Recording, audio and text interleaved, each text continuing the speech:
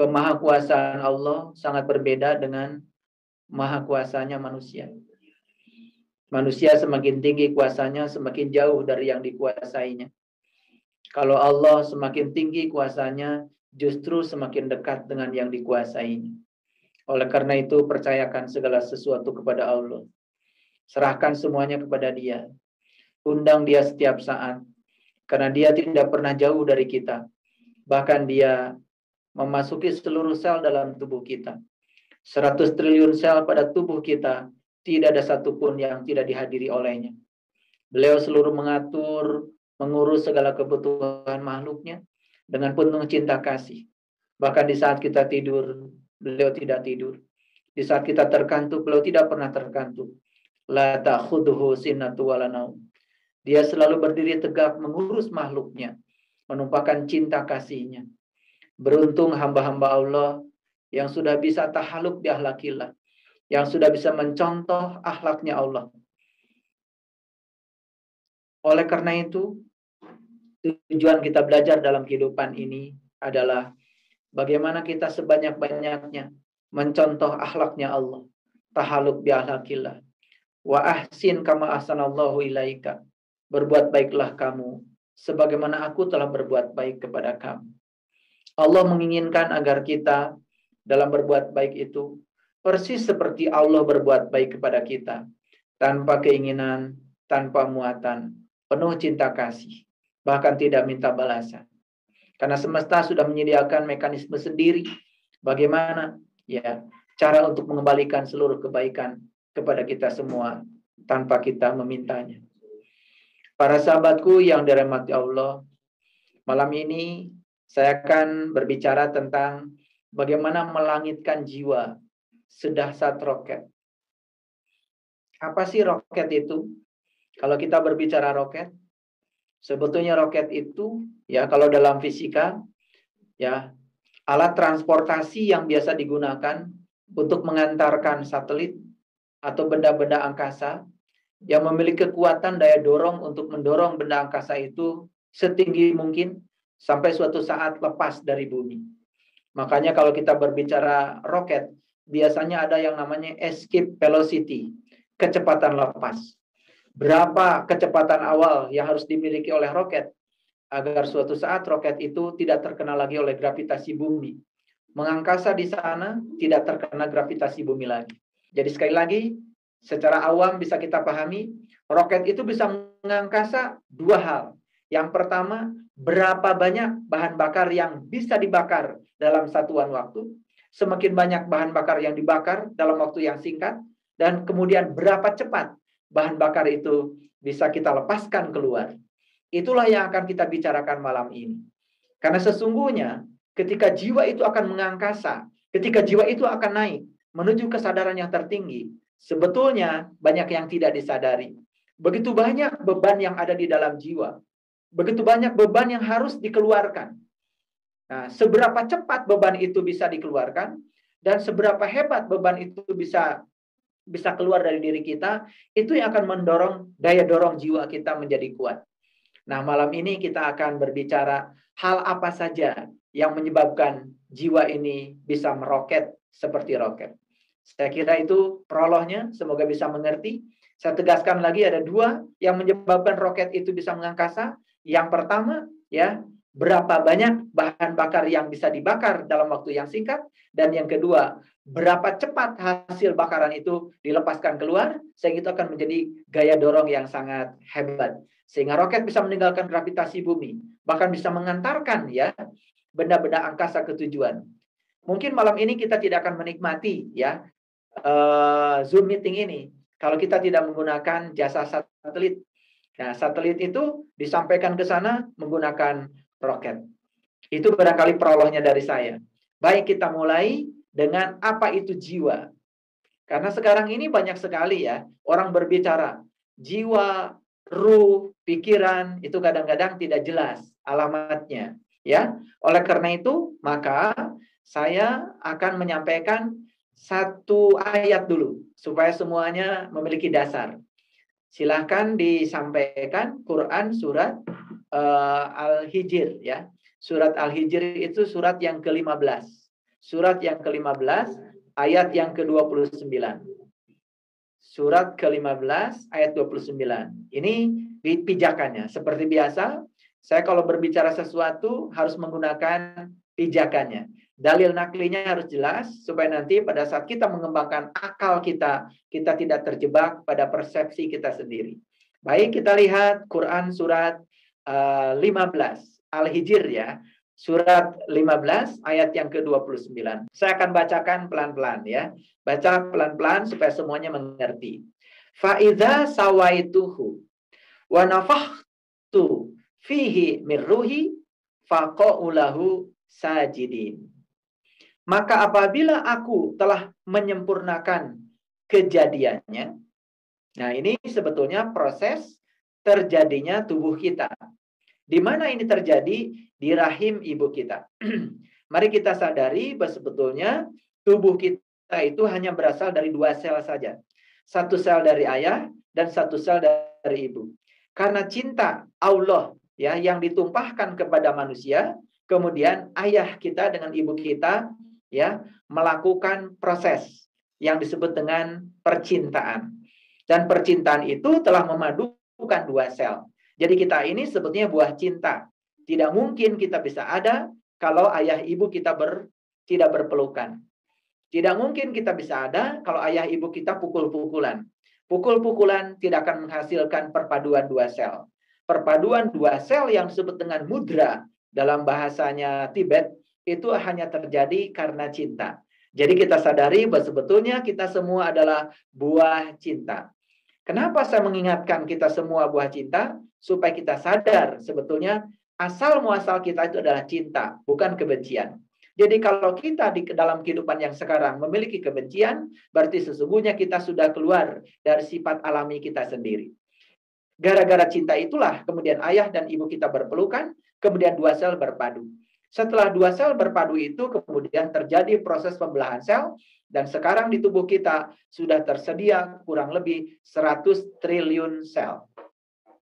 Jadi tubuh kita ini sekarang sudah memiliki sel majemuk ya, 100 triliun sel. Dan yang luar biasanya, kalau kita disuruh menghitung seluruh sel dalam tubuh kita, kita nggak akan sanggup. Tapi Allah bukan sekedar menghitung. Beliau mengurus seluruh sel dalam tubuh kita. Mana sel yang harusnya saatnya mati, mana sel yang harus diregenerasi, mana sel yang masih hidup, mana sel yang masih bisa dipertahankan untuk terus melanjutkan kehidupan. Beliau mengatur semuanya. Sehingga kita sekarang masih menikmati kehidupan ini. Itu yang luar biasa.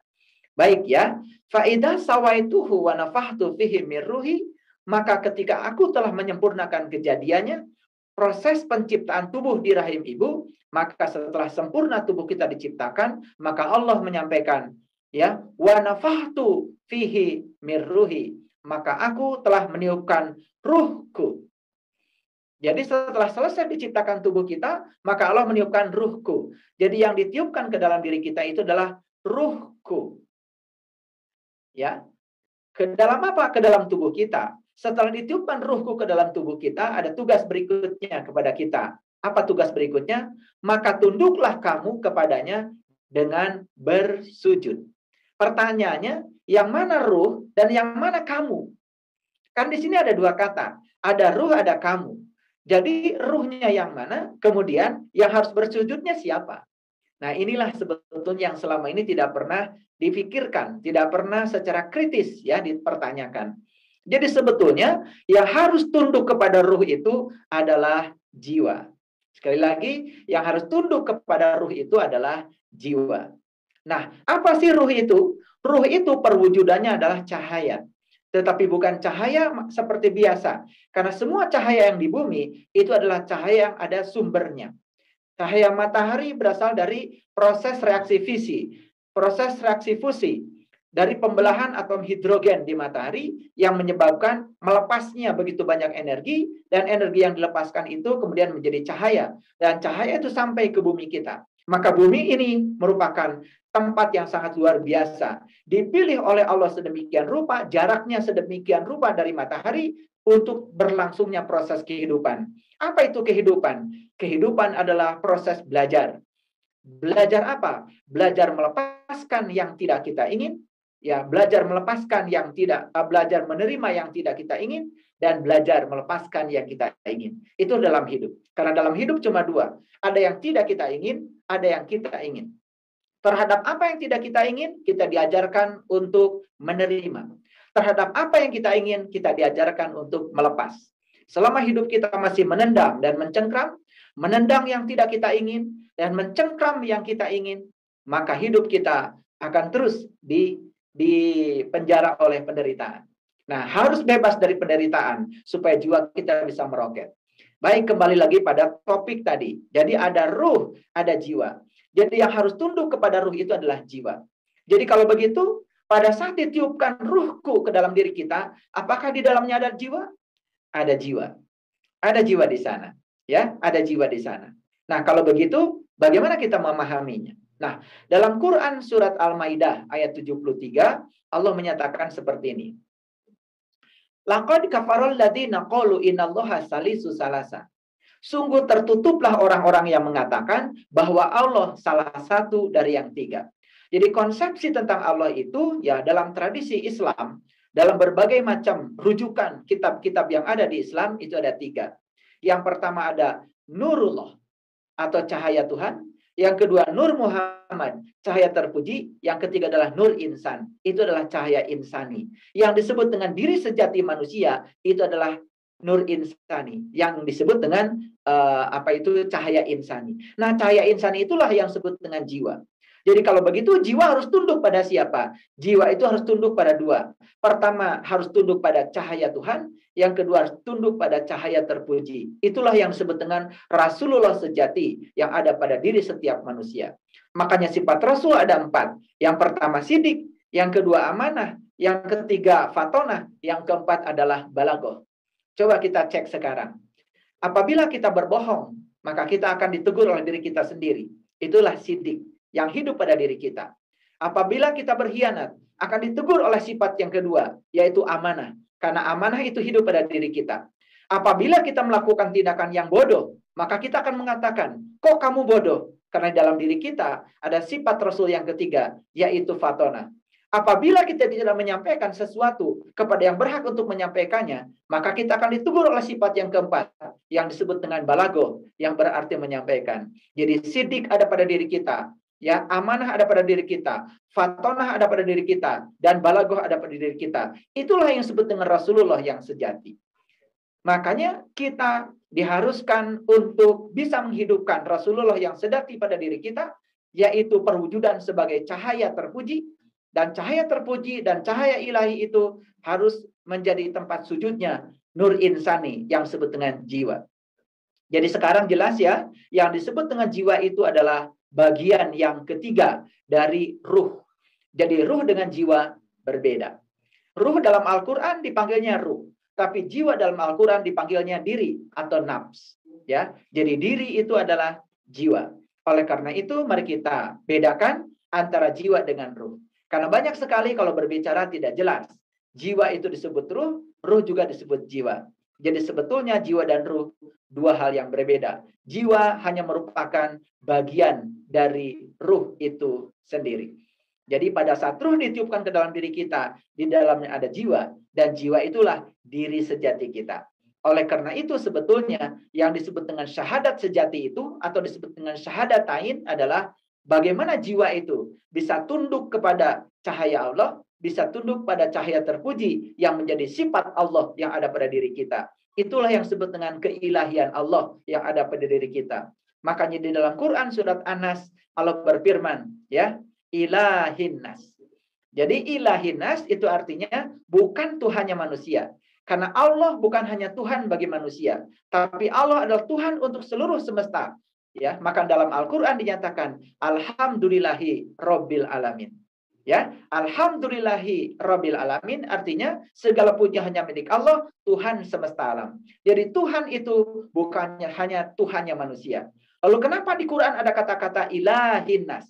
Ilahinnas bukan menyatakan bahwa Allah itu Tuhannya manusia, tapi ilahinnas artinya manusialah yang diberi kesempatan untuk menikmati keilahian Tuhan jauh lebih banyak dibandingkan makhluk yang lain. Jadi kalau manusia itu tidak lebih mulia dari makhluk yang lain, maka manusia sebetulnya gara-gara tidak menggunakan keilahian yang dititipkan Allah kepada dirinya. Karena saat Allah meniupkan dirinya ke dalam diri kita yang bernama ruhku, bukan sekedar wajibul wujudnya yang ditiupkan ke dalam diri kita, tetapi sifatnya melekat pada zatnya. Makanya sifat dan zat tidak akan pernah bisa dipisahkan. Ya, sama seperti api. Api ya di dalamnya ada panas. Dan panas tidak pernah bisa dipisahkan dari api. Zat dan sifat melekat satu kesatuan. Air punya sifat basah. Dan basah tidak pernah bisa dipisahkan dari air. Karena zat dengan sifat itu menyatu. Oleh karena itu maka zat dan sifat adalah menyatu. Itulah yang disebut dengan kalamullah. Jadi kalam itu adalah sifat dan Allah itu zat. Jadi kalamullah adalah menyatunya sifat dan zat. Jadi kalamullah yang sebenarnya sebetulnya bukan tulisan. Tapi kalamullah yang sebenarnya adalah Allah itu sendiri. Makanya Allah itu sendiri berada dalam diri kita, lebih dekat kepada kita, melampaui dekatnya urat nadi leher kita. Itu artinya sebetulnya kitab sejati itu adanya di dalam diri kita. Makanya Allah di Quran mengatakan, Iqra kitabaka, kafa binafsika, al-yawma alaika hasiba. Bacalah kitabmu, dan cukuplah pada hari ini, kamu menjadi juru hisab bagi dirimu sendiri. Jadi sebetulnya alam hisab itu bisa terjadi saat ini, di sini, sekarang. Karena kitalah yang paling tahu apa yang kita lakukan. Kitalah yang paling tahu siapa diri kita. Kita tidak akan pernah bisa berbohong pada diri kita sendiri. Kita boleh berbohong pada orang lain dan mungkin orang lain percaya. Tapi kita tidak akan pernah berhasil berbohong pada diri kita sendiri. Karena sifat Rasulullah yang sejati hidup dalam diri kita. Yang bernama sidik, amanah, fatonah, dan balagoh. Nah, itulah para sahabat. Jadi ya, sang jiwa ini harus tunduk patuh kepada apa? Kepada nurullah, ya, cahaya Allah dan cahaya terpuji sebagai sifat. Jadi zatnya ada, sifatnya ada. Dan itu gumulung manunggal dalam diri kita. Sayang sekali banyak yang tidak memahami hal ini. Nah, bagaimana cara memahaminya? Tidak bisa dengan menggunakan kata-kata. Karena kita harus mengalami sendiri. Bagaimana cara mengalaminya? Disitulah pentingnya kita belajar meniti ke dalam diri agar kita bisa merasakan. Karena yang tidak bisa merasakan tidak akan pernah bisa memahami. Malam yazuk lam ya'rif. Hanya yang mengalami yang akan memahami. Itu sebabnya kita perlu bimbingan seseorang yang tahu persis ya tentang jalan meniti ke dalam diri. Oleh karena itu maka diperlukan bimbingan seorang guru. Di zaman dulu ya ada para rasul. Ada para nabi. Di zaman sekarang tentu saja yang ada hanyalah para pewaris ilmunya Rasul, para pewaris ilmunya Nabi. Nah, orang-orang yang semacam itu mungkin sekarang sudah semakin langka dalam kehidupan ini. Tapi percayalah, ya percayalah. Kalau kita mencarinya, pasti kita akan menemukannya. Karena Allah berjanji dalam sebuah hadis qudsi, para waliku ada di bawah naunganku, dan tidak ada yang mengenal seorang wali tanpa seizinku. Jadi sebetulnya kewalian seseorang hanya bisa ditemukan oleh orang yang berhak untuk bisa melihatnya, menyaksikannya. Dan itulah sebetulnya yang harus kita lakukan pencarian. Makanya mencari seorang guru yang sejati, persis seperti mencari jejak elang di langit. Mencari guru yang sejati, persis seperti mencari jejak ikan di dalam air. Mencari guru yang sejati, persis seperti mencari jejak itik di sungai. Mungkin sulit, tetapi Allah sudah berjanji, siapa yang mencarinya, pasti akan mendapatkannya. Dalam Quran surat Al-Kahfi diabadikan dengan kata-kata yang sangat indah. Mayahdillahu fahuwal muhtadi wa mayudlil falan tajidalahu waliyan mursidan. Barang siapa yang dikehendaki Allah dapat petunjuk, pasti akan bertemu dengan seorang penunjuk jalan. Tapi barang siapa yang tidak dikehendaki Allah mendapat petunjuk, karena dia tidak menghendakinya, maka dia tidak akan pernah bertemu dengan waliyan mursidan. Wali dalam bahasa Arab artinya adalah teman, mursid dari kata irsyad artinya cerdas. Waliyan mursidan adalah teman yang cerdas. Siapa teman yang cerdas? Teman yang cerdas adalah yang mengajarkan kepada kita untuk membuka kecerdasan dalam diri kita. Hati-hati belajar sesuatu. Kalau kita belajar sesuatu hanya doktrin, belajar sesuatu hanya dogma, akan mematikan kecerdasan kita. Carilah orang yang bisa mengembangkan kecerdasan kita. Karena agama bukan untuk membatasi, tapi agama justru untuk meluaskan kita. Agama bukan untuk memenjara, tapi agama untuk memerdekakan kita. Disitulah sebetulnya esensinya agama. Tapi banyak sekali yang tidak tahu tujuan dari agama itu sendiri. Baik para sahabat, sampai sini saya sudah menjelaskan apa itu jiwa. Nah, bagaimana sekarang melangitkan jiwa? Melangitkan jiwa berarti yang pertama, ya, jiwa ini harus sering dipersatukan dengan apa? Dengan yang dua tadi. Yang pertama adalah Nurullah, yang kedua adalah Nur Muhammad. Jadi jiwa harus sering dipersatukan dengan cahaya Tuhan. Jiwa harus sering dipersatukan dengan cahaya terpuji yang semuanya lengkap ada pada diri kita. Nah, siapa saja yang sering mempersatukan ya diri sejatinya dengan cahaya Tuhan, dengan cahaya terpuji, yang sering mengalami syahadat sejati dalam dirinya, maka dengan sendirinya jiwa itu akan meningkat kesadarannya. Saat jiwa meningkat kesadarannya, maka jiwa akan mengalami satu hal yang sangat indah yang disebut dengan kecerdasan.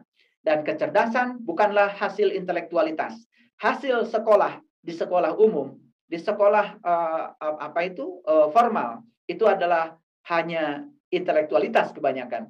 Tetapi kesadaran hanya bisa ditimbulkan oleh kecerdasan. Dan kecerdasan adalah saat jiwa kita sering melangit.